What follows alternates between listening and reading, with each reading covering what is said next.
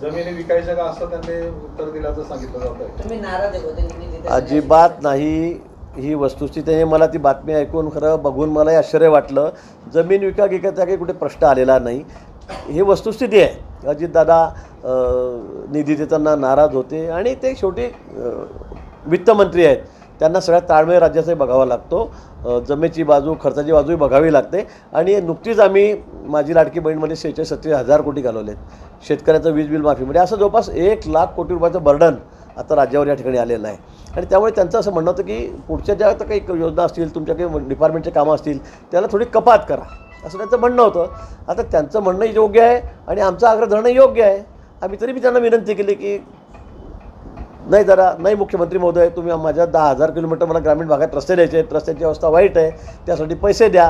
ही मागणी मी त्यांच्याकडे केली. पण यावरून वाद झाला, खडाजंगी झाली, जमीन विकू का, हे अतिशय असत्य आहे. हे वस्तुस्थितीला धरून नाही. फक्त आमचं त्याची माझी रिक्वेस्ट मी त्यांना केली, विनंती मी केली. त्याच्यावर CM DCM सगळे म्हणे आपण नंतर पुढच्या मिटिंगमध्ये कॅबिनेटमध्ये याच्यावर विचार करू, असंही त्यांनी मला सांगितलं. पण जमीन विकू का वगैरे ह्या म्हणण्यामध्ये कुठलाही सत्यता नाही. दादा त्यांच्या ठिकाणी अर्थमंत्री म्हणून योग्य होते. मी माझ्या ठिकाणी माझ्या खात्याचा मंत्री ग्रामीण भागाला न्याय द्यायचा म्हणून मी योग्य होतो, एवढंच. आता तुमच्या राज्यामध्ये म्हणा जयंतराव, उद्धवजी मुख्यमंत्री असताना 100 कोटी रुपयाची मागणी तुम्ही अधिकाऱ्यांकडे केलीत. हप्ते तुम्ही मागितले, डान्स बारचे मागितले, दारूच्या बारचे मागितले, अवैध दारूचे मागितले, पत्त्याच्या क्लबचे मागितले. हे सांगायला आता का कोणाला यावं लागेल का ज्योतिषाला?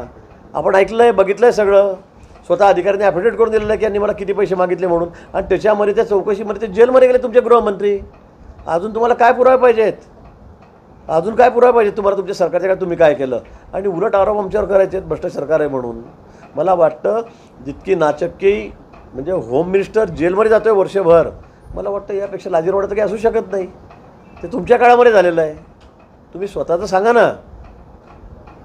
दबाव तंत्राचा वापर केल्यामुळे त्यांच्यावरती कारवाई करण्यात आल्याचं. अहो काय दबाव तंत्र? पोलिसांनी सांगितलं, CPंनी सांगितलं, DCPंनी सांगितलं, तिथल्या पोलिसांनी सांगितलं. मग काय सगळे दबाव तंत्रात येतं. मग कोणाच कारवाई करू नका ना. कशाला कोणाची इन्क्वायरी करताना कारवाई करतायत? करू नका. दबाव तंत्र कशाला म्हणतात माहिती आहे ना? ज्या मुंडेंना तुम्ही फोन करून आमच्याकडे खोटे गुन्हे दाखल करायला लावले त्याला म्हणतात. आणि तुम्हीच कबुली दिलेली आहे, ते रेकॉर्डिंग आहे की कसा फसवला म्हणून गिरीश महाजनला. आता यातही फसला नाही, त्याच्यावर काहीतरी अंमली पदार्थांची केस टाका, त्याच्या गाडीमध्ये काहीतरी टाकून देता, पार्टीच्या नावाखाली डिक्की उघडा आणि आपणच किलो 2 किलो त्याच्यामध्ये काहीतरी अंमली पदार्थ टाका. हे तुमचं स्टेटमेंट तुमच्या अधिकाऱ्यांचं आहे. माझ्यावर वरतून दबाव आहे. मला सांगितलं आहे काय करून गिरीश महाजनला फसवा म्हणून. हे तुमचे सरकारी वकील, विशेष सरकारी वकील हे बोलत आहेत. हे रेकॉर्डवर आहे ते बोलत आहेत म्हणून. आम्ही सांगतो म्हणून नाही, याला पुरावे म्हणतात. आमदार माणिकराव कोकाटे यांनी टीका केली तुमच्यावर, जर काम करता येत नसेल तर राजीनामा द्या, पण आमदारांना वेठीस धरू नका. काय झालं? कशावर बाबा? निधी संदर्भात. नाही, निधी सगळ्यांना सारखा दिलेला आहे. कधी म्हटले ते? दाखव मला, दाखवा मला. राघोजी भांगरे स्मारकाला आपण विरोध केला निधीसाठी आणि त्यामुळे कुठेतरी जे आहे अजित पवारांनी देखील निधीबाबत जे आहे आपल्या खडाजंगी झाल्याचं त्यांनी म्हटलं. नाही, मला एक कळत नाही.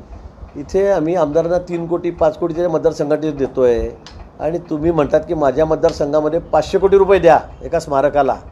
म्हणजे बजेट सगळं 1500 कोटीचं आणि तुम्ही एकटे आमदार म्हणता मला 500 कोटी रुपये द्या. तर इथे काय चाललं काय राज्यामध्ये? काय इथे दुसरे कामं नाहीत का? माझं या खात्याच्या बाबतीमध्ये असं म्हणणं आहे की जे डेस्टिनेशन आहे ते तुम्ही तयार करा. तुम्हाला जर या ठिकाणी पर्यटन वाढवायचं असेल, खऱ्या अर्थाने पर्यटनाच्या दृष्टीने राज्याला पुढे न्यायचं असेल, आता मी स्मारकामध्ये 2-3 स्मारक बांधून जर 1,500 कोटी टाकून दिले, दुसरं आहे का टुरिझममध्ये? कशासाठी टुरिझम खातं? आणि म्हणून त्यांचा आग्रह होता की मला 500 कोटी द्या. 500 कोटी तर आम्ही म्हणजे आमच्या राजांचं स्मारक आम्ही करतो आहे प्रत्येक विभागामध्ये, त्यालासुद्धा आम्ही 50-60 कोटी रुपये दिलेले आहेत. आणि हे म्हणतात की त्यांनी कुठे कोणाचं नाव सांगितलं? नाही, कोणाचं स्मारक?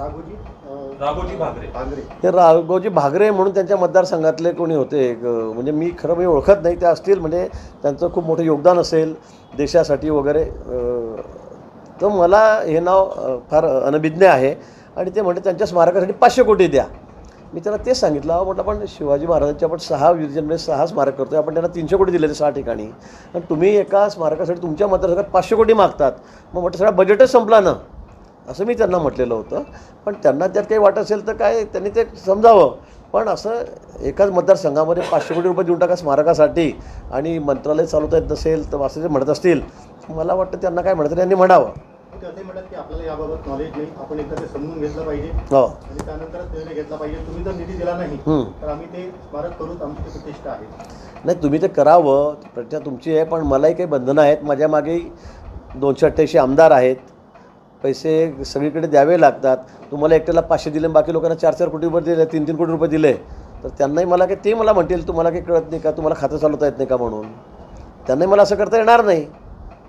त्यामुळे त्यांना काय म्हणतं ते म्हणू द्या. आता प्रत्येकाला जिथे 500-1000 कोटी पाहिजेत, बजेट 1,500 कोटी, तर त्यांनी 500-500 कोटी मागितले तर काय 3 आमदारांमध्ये देऊ का, आणि बाकी 285 आमदारांना मी काय झांज पिटायला लावू का तिथे त्याच्या मतदारसंघात.